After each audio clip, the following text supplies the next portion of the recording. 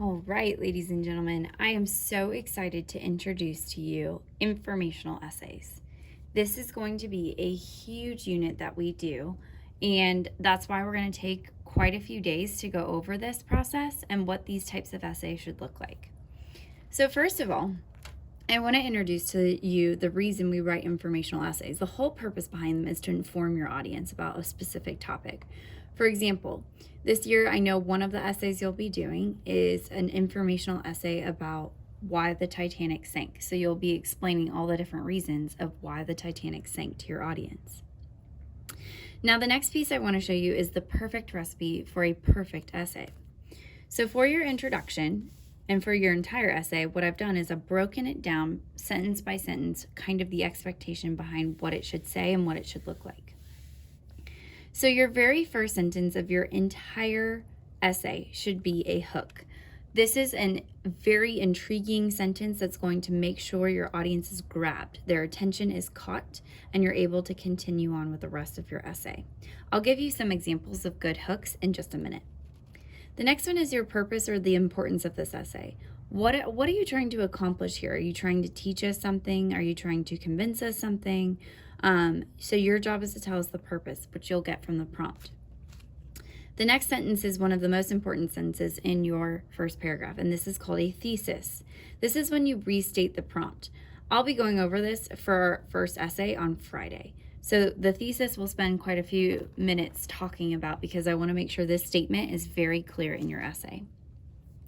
The next sentence is going to be your 3 reasons. So why is it that you're explaining this? For example, there are definitely 3 reasons why the Titanic sank. So you would say, the 3 reasons the Titanic was believed to sink was because, 1, it hit an iceberg.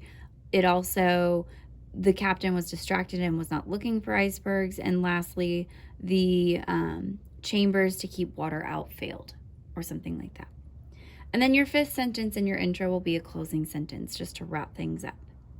Now, your body paragraph, you'll have 3 of these because you have 3 reasons. So your very first sentence will be a strong transition word, which will come up with a great list of those to use, and an explanation of your first reason. For example, first of all, the Titanic sank because it hit an iceberg. Short and sweet. Then you're going to come up with a piece of text evidence. I'm going to show you how to pull text evidence from an article because I know this is very new to you as an upcoming 3rd grader. And I know that in 3rd grade, we didn't talk about this a lot. And then your next sentence is going to be an elaboration where you kind of think of something that you can add or an opinion or something about the text evidence. And again, I'm going to give you tons of examples for elaboration. And then you just repeat the process. You're going to find another piece of text evidence that supports your reason, another piece of elaboration that connects you to the reason, and then lastly, you're going to wrap it up with a wrap it up sentence. You'll do this 3 times. Then your 5th and final paragraph will be a conclusion. Really simple. I typically don't have my students plan for the conclusion. It just happens because your conclusion is made up of restating the thesis, which you already had in your first paragraph, reason number 1, reason number 2, reason number 3, which you've already written your whole essay about. And then the only really challenging piece of your conclusion is ending with a bang. Most exciting piece. And I'll give you some examples of that as well. All right, now, this is where you'll want to grab a pencil and write this in. So if you need to pause the video at any point to get these notes down, feel free to. So when we're talking about hooks, I've given you a couple examples. The first is an announcement where you're really just trying to be bold in what you're about to say, or you could even make it kind of showy. For example, if we were talking about the Titanic. All aboard, this is one of the largest cruise ships to be known in the 1900s. We are so excited to take our passengers, everyone on board. You can make it kind of like that and creative. Now, the next one is when you're being very descriptive. Picture this. It was a cold morning and everyone was excitedly aboarding the Titanic, where people were bringing their belongings on board and excited for the journey ahead, or something like that. The next one is a question. You can say something that connects to the text. For example, if we're on the Titanic kick, you could say, have you ever been on a cruise ship? What was that experience like? Were you nervous or excited? Sharing a fact. This is something you would pull straight from the article. So there's going to be a lot of facts in all of your prompts that you do. And so you can pull something that connects to what you're writing about. Again, the next one is description. This is when you can describe a different scenario. So for example, if I were to describe, let's say, when the Titanic was actually in the process of sinking, panic-stricken faces, people screaming, people saying their goodbyes, people not knowing what the future would hold for them. And then the last one is figurative language, which we've been working on, and so we can incorporate that. For example, onomatopoeia. Bang, pow! They heard the noises and people started to panic while on the Titanic. Okay?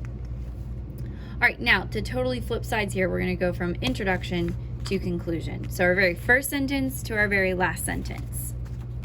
For your conclusion, or your bangs, which is your very last sentence, you could end with, the world is lucky to have, okay, and then whatever you're writing about, you incorporate it there. So if it was the Titanic, you can say, the world is lucky to have such great technology now to help us feel safe as we board cruise ships. Next time you see whatever it is you're talking about, remember that and then explain.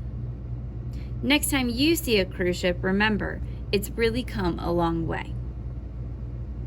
It's important to remember, again, trying to reiterate to your audience the importance of whatever it is you've spent 5 paragraphs writing about.